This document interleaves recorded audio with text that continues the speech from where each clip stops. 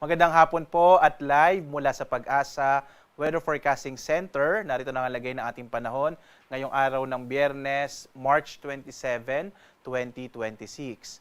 Sa ating latest satellite image, makikita po natin na bawasan na yung mga kaulapan dito sa may bahagi ng Mindanao na na-monitor at na-observe natin kahapon. At malaking bahagi ng ating bansa ay makararanas ng maaliwalas na panahon, bagamat posible pa rin yung mga localized rain showers and thunderstorms sa dakong hapon hanggang sa kagabi. Makikita nyo nga na easterlies pa rin o yung hangin nagmumula sa Karagatang Pasipiko ang siyang nakakaapekto sa ating bansa. At makikita nyo, halimbawa dito sa Luzon, halos walang masyadong kaulapan. Kaya patuloy nating mararanasan towards the weekend ang maaliwalas at mainit na panahon, bagamat posible nga yung mga pulupulong pag-ulan, pagkilat, pagkulog sa hapon hanggang sa gabi. Sa ngayon nga, wala tayong minomonitor na anumang low pressure area sa loob at labas ng Philippine Area of Responsibility. Hanggang sa paparating na linggong ito, maliit yung posibilidad na magkaroon tayo ng bagyo. Dito nga sa Luzon, makikita natin ang malaking bahagi ng Luzon ay makararanas ng maaliwalas sa panahon. Posible pa rin ang mga localized rain showers and thunderstorms sa dakong hapon hanggang sa gabi. At papainit na temperatura na po ang ating mararanasan, lalo't sa pag-iral nga ito ng easterlies. Yung agwat ng temperatura sa Lawag, 23 to 31 degrees Celsius. Sa Baguio, sa 15 to 25 degrees Celsius. Hanggang 33 degrees Celsius naman sa Tuguegarao. Habang sa Metro Manila, 22 to 33 degrees Celsius. Sa Tagaytay, 20 to 31 degrees Celsius, habang sa Legazpi 23 to 32 degrees Celsius. Sa bahagi naman ng Palawan, Visayas at Mindanao, bukas makararanas din ng maaliwalas sa panahon ng bahagi ng Palawan. Agwat ng temperatura sa Calayan Islands 25 to 32 degrees Celsius, sa Puerto Princesa nasa 24 to 33 degrees Celsius.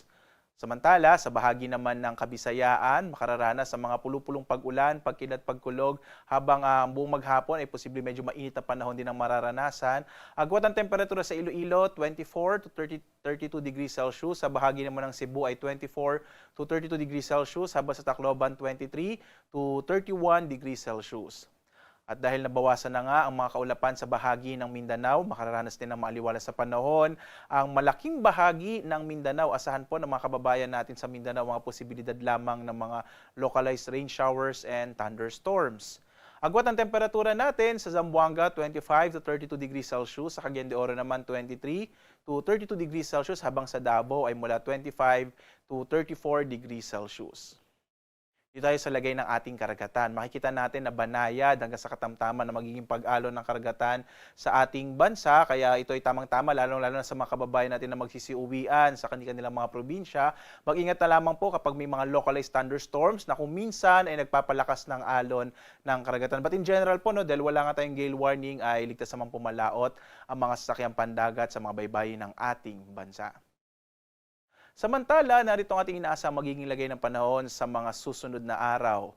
Makikita po natin sa Luzon, partikular na sa Metro Manila, Baguio at Legazpi, papataas sa temperatura ng mararanasan at generally, fair weather din ang mararanasan sa mga susunod na araw. Sa Metro Manila, 23 to 33 degrees Celsius ang magiging agwat ng temperatura. Sa Baguio, nasa 15 to 26 degrees Celsius, habang sa Legazpi naman ay 23 to 33 degrees Celsius.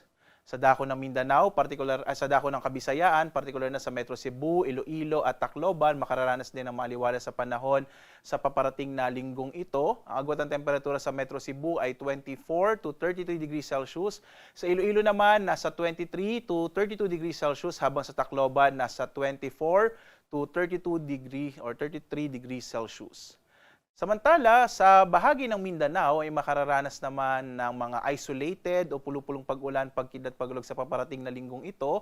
Ang agwat ng temperatura sa Metro Davao ay nasa 24 hanggang 35 degrees Celsius. O asahan natin, medyo mainit sa bahagi ito ng ating bansa, lalo't papataas na nga ang temperatura sa malaking bahagi ng ating kapuluan. Sa Cagayan de Oro City, umaabot naman ng 23 to 32 degrees Celsius, habang sa Zamboanga, maaari pang umabot na hanggang 24 hanggang 34 degrees Celsius. Kaya mag-ingat po mga kababayan, lalong-lalo na iwasan na lumabas po bandang tanghaling tapat dahil yun po natin pinakanararanasan ang matinding init para makaiwas tayo sa anumang panganib na dulot ng init ng panahon.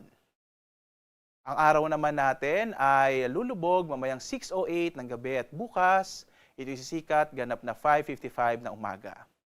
At muli po, sundan tayo sa ating iba't ibang mga social media platforms sa X, sa Facebook at YouTube at sa ating dalawang websites.